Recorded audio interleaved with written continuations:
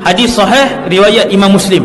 Ada 30 orang yang pernah melihat Dajjal di dalam muka bumi. Pada zaman Rasulullah, ada seorang lelaki namanya Tamim ibn Aus Ad-Dari. Lelaki ini orang Arab, beragama Kristian. Dia naik kapal bersama dengan 30 orang daripada kabilah Lukham dan Judham. Pergi ke mana tidak diperincikan.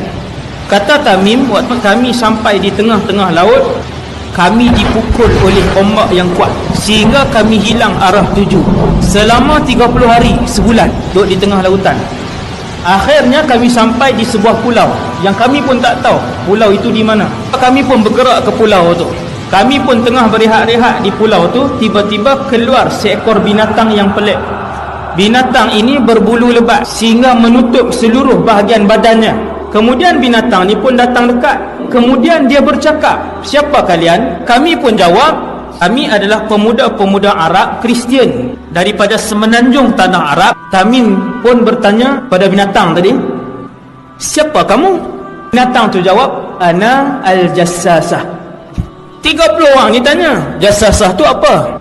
Dia tak jawab. Dia kata, di tengah-tengah pulau ada satu orang yang sudah lama menunggu kabar berita daripada orang lain. Mereka pergi ke tengah-tengah pulau. Kata Tamim, kami pun masuk ke dalam.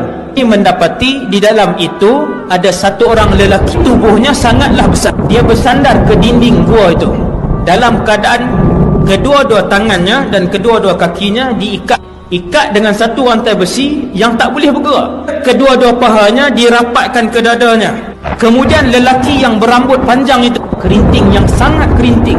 Lelaki itu bertanya kepada kami, "Man antum?" Kamu semua ni siapa? Kami Arab ni daripada semenanjung tanah Arab, naik kapal, panjang cerita. Kemudian kami pun tanya kepada lelaki tadi, "Siapa kamu?" Jadi dia tak jawab. Kemudian dia tanya beberapa soalan, 4 soalan. Soalan pertama lelaki ni tanya, "Kamu semua tahu tak tentang Tasik Tabariyah?" Yang ramai-ramai ni jawab, "Tahu." "Macam mana keadaan Tasik itu?" "Oh, airnya masih banyak." Lelaki ni kata, "Satu hari apabila kamu tengok Tasik itu hampir kekeringan, maka ketika itu aku akan keluar." Tasik Tabariyah ni Tasik di mana? Sea of Galilee. Tasik ni ada di Israel.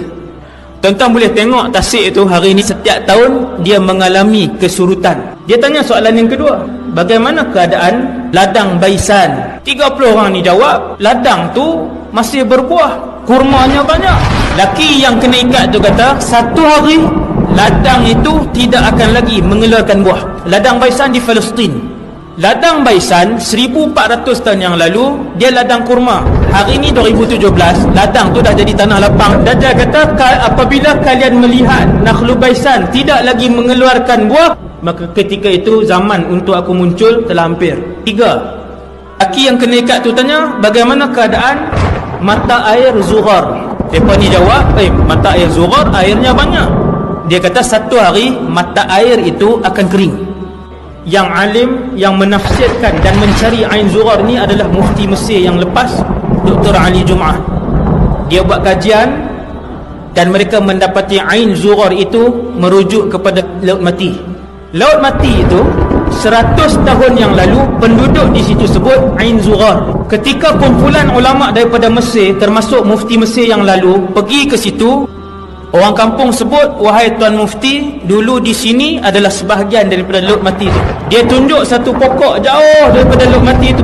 Dia kata, wahai Tuan Guru, dulu di pokok itu, situ masih lagi digenangi oleh Laut Mati.